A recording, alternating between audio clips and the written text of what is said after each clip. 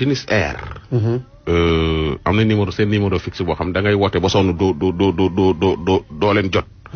waaye gars yi ñi ngi leen di duut baaraam te ñi leen di duut baaraam dañoo bari. soo jógee France jël Tunis Air war a ñëw Sénégal. say bagage du yeski. soo jógee Tunisie di ñëw Sénégal gii nii say bagage di ñëw une semaine après wala 15 jours après wala 1 mois après la say bagage di ñëw. su doon benn nit a ko kaas wala ñaari nit sax ñoo ma mais ñi koy kaas ñoo bari. am na ñoo xam ne ça fait 15 jours seeni bagage esquigul Dakar ba léegi bagage yi su ci amee lu yàqu na su ci amee lu nëb na lu amee lu di réer da ngay waaru. am na ci ñoo tey ji su da ngay wàcc ci aéroport bi toog di xaar say bagage ñu la say bagage ñëwagul suba lay ñëw suba nga dem jógaat fii dem aéroport jas bi ak ni mu soree ñun la ñëwagul nga demaat fa fekk fa ñeneen ñoo xam ni seeni bagage bañ ko dalee xaar ak léegi ëpp na 15 jours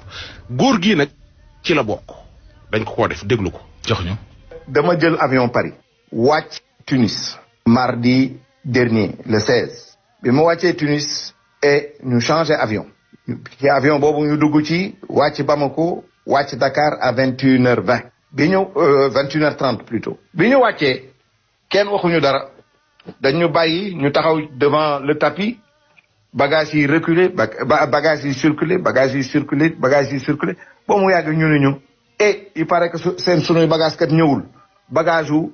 voyageur du 15 ñi nga xam ne ñoo ñëwoon démb seen bagage moo ñoo ñëw ñu ni da ngay def faire réclamation ma dem effectivement def réclamation ñu leen dama feebar mënuma rang et ñu bind ñu defal ma numéro daal ni ma numéro bi boo ci wooyee suba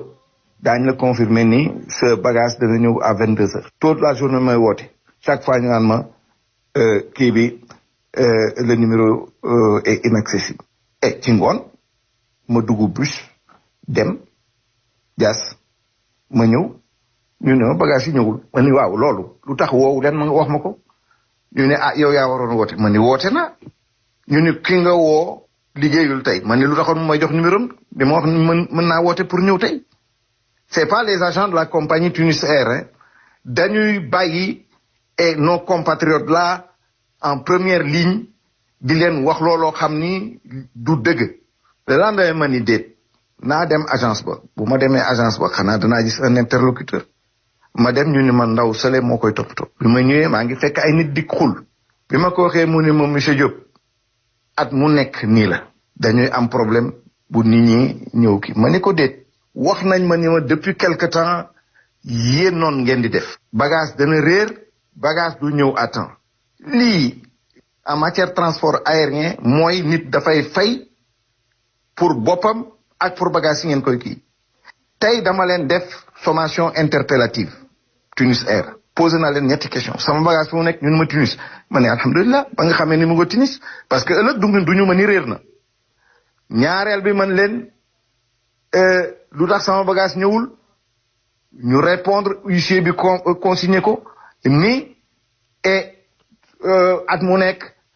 dañuy am problème dugg na fii génn na fii et cetera encore la faute de gestion est constatée faute de gestion bi constaté nañu ko parce que nit loo xam ni bés bu nekk mu arrivé la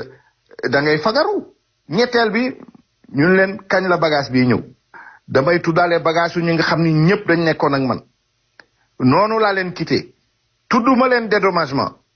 menacé wu ma leen waaye mbir mi du yem fii mbir mi du yem fii danaa xeex ak ñoom fii danaa xeex ak ñoom Europe danaa xeex ak ñoom France.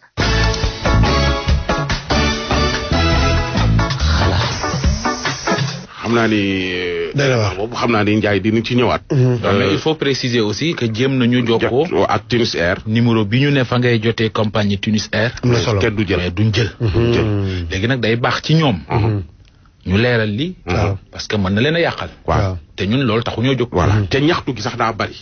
waaw ñaxtu gi ñi ñëw fii di ñaxtu nee naa la jarbaatu Maodo ca la bokk. kii kooku Maodo waaw Maodo bu Futurs Médias. jarbaatu Maodo ca la bokk am na ci ñeneen ñoo fa yeneen femmes yoo xam ne woo nañ ma expliquer ma ni ma lii la ñuy dund. kii nag monsieur Moro mi tamit. li mel ni lu mel noonu lay dund ba léegi ay bagage ba tey ji ay bagage am ñëw ba tey ji te boobaak léegi bi mu ñëwee léegi ëpp na une semaine. am na ci ñoo xam ni ñoo gën a yàggale monsieur Moro mi